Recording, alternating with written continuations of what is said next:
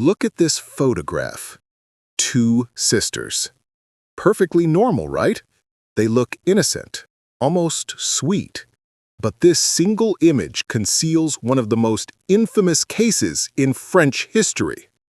What these sisters did was so disturbing, so unexpected, that it forced the country to rethink its laws.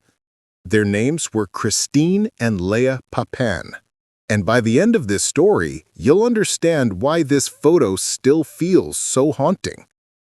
The childhood that broke them. But to understand what happened that night, we need to look at the darkness they came from, the childhood that broke them. Christine was born in 1905, Léa in 1911. Their childhood wasn't just hard, it was a chain of pain and neglect that shaped everything they became. Their father, Gustave Papan, was often gone for weeks, and when he was home, he was harsh. Neighbors recalled constant fights and shouting coming from the house. But their mother, Clémence, may have been even worse. She wasn't simply distant, she was cruel. She would lock her daughters in dark rooms for hours, punish them harshly, and tell them they were worthless, that no one would ever love them. By the time Christine was 8, she was more of a parent than a sister to Léa. She would sneak food for her, hold her close during the long, frightening nights when their parents fought. This is where their intense bond began, not just as sisters, but as protector and protected. Christine became Léa's whole world, and Léa became Christine's only reason to keep going. The boarding school years. When Christine was 15 and Léa was 9, their parents abandoned them completely. They were sent to a strict Catholic boarding school where the discipline was relentless. The nuns were determined to break their pride. They made the girls scrub floors until their hands ached, sleep on hard boards, and punish them for the smallest mistakes. But the most painful part was when they tried to separate the sisters. Christine would cry and fight anyone who tried to take Léa away. Eventually, the nuns gave up, calling their attachment unnatural and leaving them together. This was their first lesson. The world was harsh, and they only had each other. The servants who disappeared into the shadows. At 18, Christine left school and became a domestic servant. Her first goal, get Léa out of that school as soon as possible. For 3 years, Christine worked in wealthy homes, sending nearly every coin she earned for Léa's education. She lived in small servant rooms, ate whatever was left over, and endured the constant orders that came with being the help. Rich families treated their servants as if they were invisible. Christine learned to smile while being scolded, to apologize for things that weren't her fault, to put her dignity aside just to survive. In 1926, when Léa turned 15, Christine finally had enough saved to bring her home. They were reunited after 3 long years, but both of them had changed. Christine was colder now, suspicious of everyone but Léa, and Léa was completely dependent on her older sister, unable to function without her guidance. Soon, they found work together in the Lancelin household in Le Mans. For the first time, they thought life might finally be stable. They were wrong. The perfect servants. Le Mans, France. For 6 years, Christine and Léa lived in the Lancelin mansion like shadows. Their room was a tiny attic space, barely big enough for their single bed. They worked every day from dawn until late at night. Monsieur Lancelin was a retired solicitor who spent most of his time at his club. Madame Lancelin was a woman focused on appearances and reputation. Their daughter, Geneviève, 26, was unmarried and deeply unhappy. The family rarely treated the sisters as people. They were never called by name, only "girl" or "you there." Gratitude was never shown, and mistakes were not tolerated. What made it worse was the constant pressure. The family would inspect the house looking for the smallest flaw, ready to scold. Madame Lanceline seemed to enjoy comparing one sister to the other, praising one while criticizing the other, creating tension between them. The sisters retreated into their own world. They spoke to each other in whispers, developed their own signals, and moved through the house in perfect sync. Neighbors later said they seemed too close for sisters. They shared everything, clothes, thoughts, even dreams, and began to show a quiet resentment towards their employers. By 1933, Christine had spent nearly a decade in service with no friends or outside life. Léa, 21, had known nothing else. They felt trapped, and like all trapped creatures, their emotions were beginning to boil over. The warning signs everyone ignored. By early 1933, the signs were clear. The sisters had cut themselves off from everyone. They never took days off, never went to church or social events. Shopkeepers noticed how closely they stood together while buying groceries, always whispering, always in their own bubble. Dr. Vernier, who sometimes treated servants, recalled Christine coming to him with headaches, sleeplessness, and thoughts that won't leave her alone. But in 1933, mental health was barely understood. People saw sadness or nervousness as weakness, not as something that needed care. The clearest warning came 2 weeks before the tragedy. Marie, a servant from a neighboring home, said Christine asked her, "What would you do if your employers treated you like you were nothing?" Marie had laughed and said, "That's just life for us." Christine's quiet reply made her uneasy. Not for much longer. The day everything changed. February 2nd, 1933. A Thursday that began like any other in the last 6 years. By nightfall, it would be remembered as one of the most shocking days in French criminal history. The morning routine was familiar. Christine woke first at 5 a.m., gently shaking Léa awake. They dressed in silence, sharing the small mirror in their attic room. Downstairs, they began their daily tasks. Christine handled the laundry and ironing. Léa cleaned and helped prepare meals. The house was unusually quiet.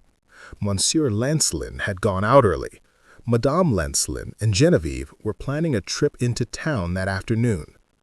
Everything appeared normal, but something in Christine's demeanor was different.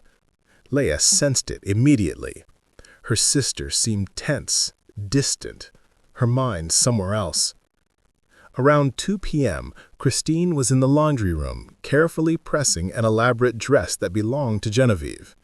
The iron was old and unreliable and had been sparking for weeks, but no replacement was ever provided. And then it happened. A spark, a flash, the smell of burning wire. The iron failed completely, shutting down power to half the house.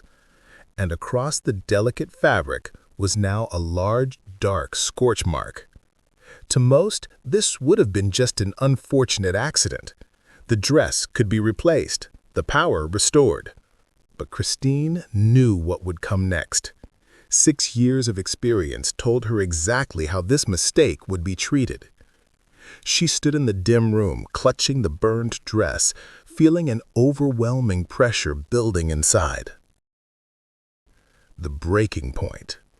When Madame Lancelin and Geneviève saw the damage around 4 p.m., their reaction was exactly as Christine had feared.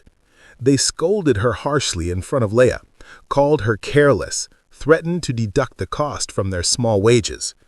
Then Geneviève made the comment that lit the fuse.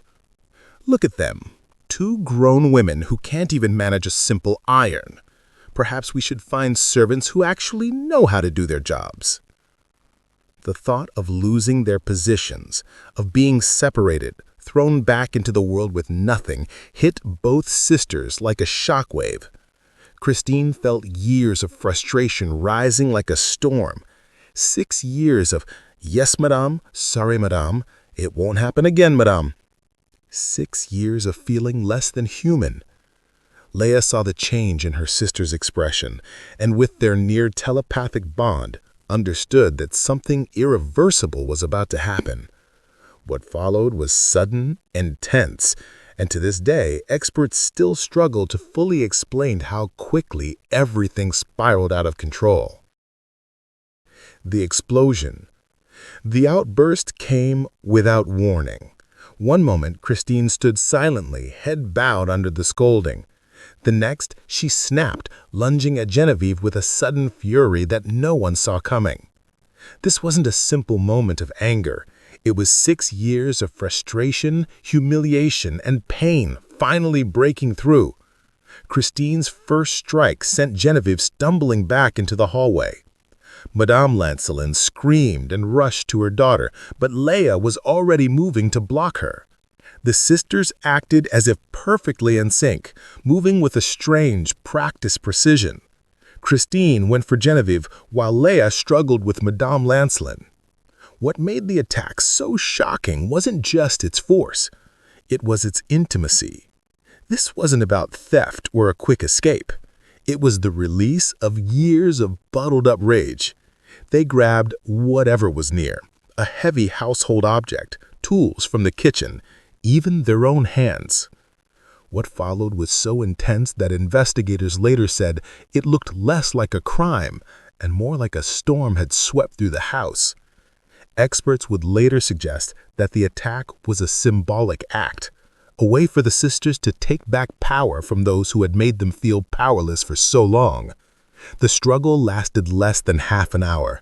By the end, the house was silent. The hallway showed signs of a fierce confrontation, a scene that shocked even experienced police. The calm after the storm. Perhaps most disturbing of all was what the sisters did next. They cleaned themselves up, changed into fresh clothes, and tidied their small attic room. Then they lay down together in their bed, side by side, as though the day had been no different than any other. There was no attempt to run, no panic, only an eerie calm. When later asked why they hadn't fled, Christine's answer was chillingly simple. Where would we go? We had nowhere else. They had been told for years that they were nothing, had nowhere to belong, and even in that moment, they still believed it. The discovery. Around 6 p.m., Monsieur Lancelin returned home to find the house dark and unusually quiet. He called out for his wife and daughter. No reply. He tried the door, but it was locked from the inside, something they never did when at home. Worried, he fetched his neighbor, Monsieur Rousseau. Together, they climbed a ladder to his second-floor window. What they saw inside horrified them. Police were called immediately, but even experienced officers were shaken by what they found. Detective Henry Bousset would later write that the scene was unlike anything he had ever witnessed. At first, the sisters were found lying peacefully in their bed, and many assumed they were victims who had somehow survived. Only when small traces of blood were noticed on Christine's hands did the awful truth come into focus. The confession. "Did you kill Madame Lancelin and her daughter?" Detective Bousset asked. "Yes," Christine replied, without hesitation. "They were cruel to us." And that was it. No long explanation, no dramatic plea, no visible remorse. When pressed for details, Christine simply repeated, "They treated us badly, so we fought back." Léa spoke even less. When asked if she regretted what had happened, she seemed puzzled by the question. "Regret?" she asked, softly. "Why would we regret it?" The police psychiatrist who examined them noted that both sisters seemed strangely detached from the reality of what had taken place. They spoke of the events calmly, almost as if describing household chores. They showed no clear sense that they had done something wrong. Dr. Rogues wrote, "It was as though they couldn't understand why everyone was so shocked." The trial that shocked France. 6 months later, the trial began, and it immediately became a national obsession. Newspapers called it the crime of the century. Reporters filled the courtroom, eager to see the women who had committed such an incomprehensible act. What shocked many was how ordinary the sisters appeared. Dressed in simple black dresses, hair neatly combed, sitting side by side, they could have been anyone's daughters. The prosecutor, Maître Chenier, struggled to convince the jury of the gravity of the crime, facing two women who appeared almost meek. He declared, "These women did something that forces us to question what human beings are capable of." But the defense told another story. Maître Chenier spoke of two young women shaped by a lifetime of mistreatment, abandonment, and humiliation. He argued, they are not evil, they are deeply damaged. Psychiatrists studied the sisters for weeks. Dr. Leon Dupenloop, a leading expert, concluded that Christine and Léa had built a private world of their own. In their minds, this was not murder. It was an act of survival, a way of striking back at those they believed had hurt them. Christine herself gave the most chilling testimony. Asked to describe what happened, she spoke in a calm, emotionless voice. "They told us we were worthless. We showed them we weren't." When pressed for details, the prosecutor asked if she felt sorry for taking two lives. Christine frowned. "Innocent?" she asked. "They were not innocent. They made us feel like nothing." The sentences. After 3 days, the jury returned with their verdict. Christine, seen as the leader, was sentenced to death. Léa, considered under her sister's influence, was given 10 years of hard labor. The courtroom erupted. Some cheered, others cried. But the most dramatic moment came from the sisters themselves. When they understood they would be separated, Christine began shouting her sister's name again and again. Léa collapsed, sobbing, and had to be carried from the room. For the first time since their arrest, the two showed deep emotion, reaching for one another as guards pulled them apart. The final breakdown. In prison, separated from Léa for the first time in her life, Christine's mental state collapsed. She refused to eat, believing the guards wanted to harm her. She became frail, restless, and withdrawn. Most unsettling were her conversations with Léa, conversations that guards soon realized were entirely one-sided.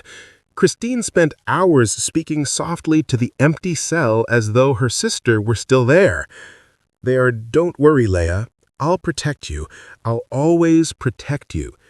Prison psychiatrist Dr. Rogues recorded Christine's rapid decline. She has built a private world where her sister is with her. She leaves half her food untouched for Léa, makes space on her bed, and speaks with her for hours. It became painfully clear that Christine could not exist without her sister. Their bond, so intense and consuming, was tearing her apart. Her death sentence was later commuted to life in prison, but it came too late. Christine died in her cell on May 18, 1937, just 4 years later. The official cause was exhaustion, but those who knew her believed she simply couldn't bear the separation. Her last words, according to the prison chaplain, were, "Tell Léa I'm waiting for her." Léa's lonely life. Léa served her full sentence and was released in 1943. She was 32 years old and completely alone for the first time in her life. She changed her name to Marie and took a job as a chambermaid in a small hotel in Nantes. For nearly 6 decades, she lived quietly, never marrying or having children. Hotel guests described her as polite and diligent, but distant, always keeping to herself. Neighbors noticed odd habits. She would set the table for 2, speak softly as if someone else were there, and always kept 2 of everything in her home. 2 pillows, 2 nightgowns, 2 toothbrushes. It was as if she was still living with her sister, even decades after Christine's death. Léa passed away in 2001 at the age of 90. She was found lying peacefully in bed with 2 pillows by her side. After almost 70 years, she had never truly left that attic room in her mind. Some bonds, it seems, are stronger than time and impossible to break. The legacy of violence. The Papan sisters' case changed France forever. It forced society to face difficult questions about class, power, and the treatment of domestic workers. Labor laws were eventually reformed and working conditions improved. The idea that employers could treat their staff as less than human was finally challenged. But perhaps the most unsettling part of this case is what it revealed about human nature. It showed that under enough pressure, anyone can reach a breaking point. Christine and Léa were not born as killers. They were shaped by years of neglect, abuse, and a system that made them feel invisible. Their story inspired books, plays, and films. Jean-Paul Sartre saw them as symbols of the oppressed fighting back. Jean Genet based his play The Maids on their story. But beyond the art and philosophy, this remains a tragedy. Two young women so damaged by life that they lost their way entirely. The photograph that began this story. So let's go back to that photograph. Two sisters, side by side, looking calm and ordinary. It was taken in 1932, just months before everything changed. Look closer. Christine's hand rests protectively on Léa's shoulder. They stand a little too close, their expressions distant, as if looking at something no one else could see. The signs were there, the isolation, the dependence, the quiet resentment, but no one noticed. Everyone who knew them said the same thing afterward. They seemed so quiet, so normal. And that's what makes this story so haunting. Sometimes danger doesn't look dangerous. Sometimes it hides behind the most ordinary faces. The questions that remain. Even today, nearly a century later, the case still leaves us with questions we can't easily answer. What turns someone into a killer? Is it something they're born with, or something that life creates? Could this tragedy have been prevented if someone had helped the sisters or treated them with kindness? And perhaps the most chilling thought, how many other people right now are living on the edge, one small step away from their own breaking point? The next time you look at an old photograph, ask yourself what stories might be hidden behind those calm faces. What pain might they be carrying? Because the case of Christine and Léa Papan reminds us that we never truly know what someone else has endured or what they might be capable of. The photograph that began this story is more than just an image. It is a warning. Normality can be a mask hiding a storm beneath the surface. Look at Christine and Léa one last time. Two sisters who looked so normal, so ordinary. Remember their faces. Remember their story. And remember, sometimes the most frightening monsters are the ones who look just like us.